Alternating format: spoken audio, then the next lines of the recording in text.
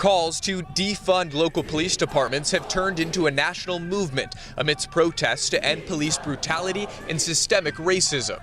If we come out of this with a police budget that looks substantially like it did before, we have not responded to this moment. Advocates for reform say abolishing the police will be a long-term process. They say that can start by reallocating funds to strengthen social services, education, housing, and mental health programs. Building a society where we approach our problems with care, not with violence.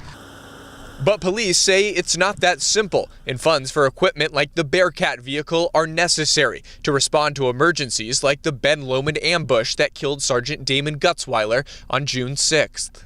And our officers went in there with the realization that they might have to face somebody throwing a pipe bomb at them to rescue other people who are pinned down.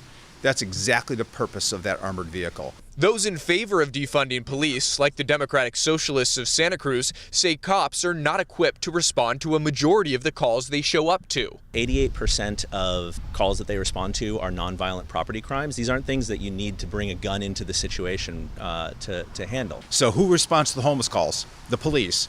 Who has people out in the field doing homeless response? The police. Who does mental health stuff? The police. I would love for somebody else to step up and do that. Where are they? Where have they been? Advocates for reform argue the only option is for voters to rebuild the system. Train the racism out of the system or something like that. And no, it's structural. It is built into what policing is.